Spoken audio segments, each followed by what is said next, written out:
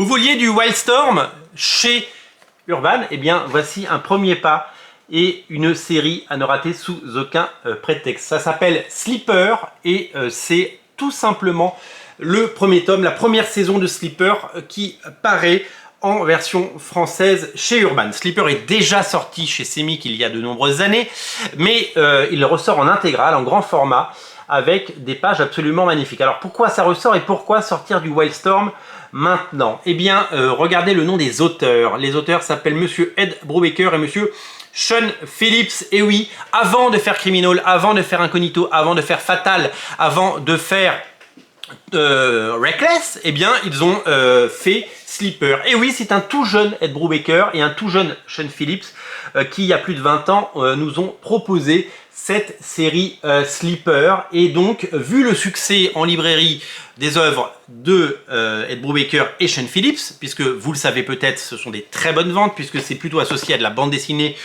plutôt qu'à des comics, eh bien, il y a un véritable succès d'estime et il y a un véritable succès de librairie pour les titres de Brubaker. Voilà pourquoi Urban, je pense, s'est décidé à sortir ça pour avoir sa part du gâteau et pour pouvoir proposer enfin cette saga cultissime dans une édition digne de ce nom. Alors, quand je dis c'est du Wildstorm, vous dites mais Wildstorm c'est pas ça, c'est Gen 13, c'est Wildcat, c'est Stormwatch. C'est pas ça, c'est pas ça. Alors il y a déjà eu évidemment du Wildstorm chez Urban avec Stormwatch et Authority, on le sait, et Planetary. Mais là, nous sommes clairement sur une autre époque. Au début des années 2000, Jim Lee a vendu son studio. La grande ère des comics de super-héros du début des années 90, ce que j'appelle le second âge d'or des comics, avec l'arrivée d'Image Comics et l'arrivée de ces plafonds de vente qui ont explosé et de ces séries fantastiques qui nous ont fait rêver, qui ont fait rêver une génération entière de lecteurs. Donc les Wildcats, les Spawn, les Savage Dragon, les Cyberforce, les Wetworks, et les Stormwatch et compagnie. Eh bien, donc Jim Lee vend en 99 sa société à DC Comics et on a changé d'époque. L'époque est aux scénaristes et il faut avoir donc les meilleurs scénaristes. Et là que Brian Michael Bendis a émergé, c'est là que on a vu toute une génération d'auteurs comme Mark Millar exploser. Et Ed Brubaker a fait partie de ce lot et a fait partie de cette génération d'auteurs qui a évidemment explosé et qui a dévoilé à la face du monde l'étendue de son ou de leur talent. Sleeper, c'est une sorte de façon de mettre entre guillemets l'univers Wildstorm, donc l'univers des Wildcats, regardez comme c'est beau ça, dans clairement le 21e siècle, de faire rentrer dans cette ère un peu noire et un peu moins lumineuse l'univers des comics, et on retrouve les personnages que sont Grifter et John Lynch par exemple, mais dans une ambiance beaucoup plus poisseuse, dans une ambiance beaucoup plus bande dessinée franco-belge, on va le dire, et dans un concept beaucoup plus réaliste. On n'est pas du tout sur des poses à la Jim Lee et des scènes d'action sur 4 pages qui se déplient comme dans les premiers numéros de Wildcats. On est sur quelque chose de beaucoup plus intimiste, dans un véritable polar, et c'est vraiment très différent. Alors, Sleeper, ça s'articule sous la forme de 2 maxi-séries en 12 parties, de 12 numéros. Sleeper saison 1, Sleeper saison 2. Mais avant Sleeper, il y a eu un prequel qui s'appelait Point Blank, écrit par Ed Brubaker, et non pas dessiné par Sean Phillips, mais par le dessinateur Colin Wilson qui a fait en France du Blueberry par exemple. Il a, regardez clairement Grifter, c'est Blueberry, hein. C'est vraiment ce style qui les reconnaît. Donc toute la première partie, regardez, vous le voyez dans le bouquin, il y a une partie un peu noircie et une partie un peu blanchie ici. Toute la première partie c'est Point Blank, donc le prequel qu'il faut avoir lu, qui est génial. Vous voyez, on retrouve des personnages de Wildcats.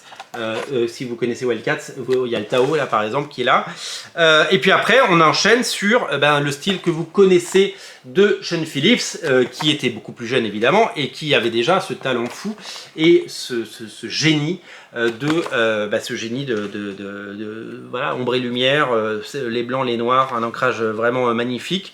Et donc du coup, voilà, les comics passent à un âge adulte. Alors même si j'aime pas trop cette expression parce que je considère que il n'y a pas d'âge pour lire des comics et que il n'y a pas un passage obligé. C'est pas on lit Wildcats à 15 ans et on lit Sandman à 30 quoi. Pour moi, on peut lire ce qu'on veut à l'âge qu'on veut et prendre du plaisir. Et moi, je prends toujours autant de plaisir à découvrir du J. Scott Campbell et du Jim Lee qu'à lire du Ed Brubaker, parce que c'est ça la bande dessinée, c'est la richesse de ça, c'est d'avoir plusieurs passion et plusieurs styles de dessin et plusieurs styles de narration et pouvoir prendre autant de plaisir à lire Criminal que des séries beaucoup plus légères et tellement jouissives et tellement intéressantes. Voilà.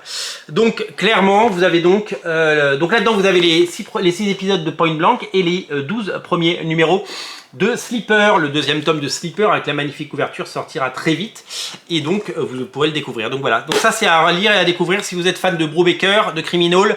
Vraiment faut le lire. Et puis si vous avez envie de connaître le destin des personnages de Wildcats, puisqu'il en est beaucoup question dans ce récit, c'est ce qu'ils appellent du thriller super-héros. Et ben c'est exactement ça. En fait c'est un peu comme si c'était une histoire de Criminal mais avec des super-héros. Vous voyez, c'est un peu ce qu'a fait Christopher Nolan avec Batman, c'est-à-dire que Batman, quand il a fait son Batman, ça a été un succès phénoménal, c'était génial, mais quand on regarde le Dark Knight, eh bien le Dark Knight, donc le deuxième film, c'est un film qui peut être vu par des gens qui aiment Batman comme nous, et des gens qui n'aiment pas Batman, c'est-à-dire que peu importe qu'il y ait Batman ou pas dans le film finalement, ça pourrait être juste un justicier, quelqu'un ou un flic, et ben là c'est Batman, et ben là c'est pareil.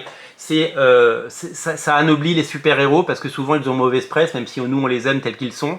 Et on sait très bien que nous on n'a pas besoin de ça pour les aimer, mais quelqu'un qui n'aime pas les super-héros pourra y trouver son compte. En tout cas, si vous aimez tout ce que fait Brubaker et tout ce que fait Sean Phillips, vous allez adorer. Et en tout cas, je remercie grandement Urban de nous proposer cet album. C'est un événement et c'est absolument génial. Le lien est dans le descriptif de la vidéo. Le livre est à découvrir en boutique à 49 rue La Cépède. Click and collect disponible. Envoi dans toute la France. Le port est offert si vous le prenez et l'envoi est soigné. Bien entendu, le lien dans le descriptif. Merci Urban et merci à vous. Salut.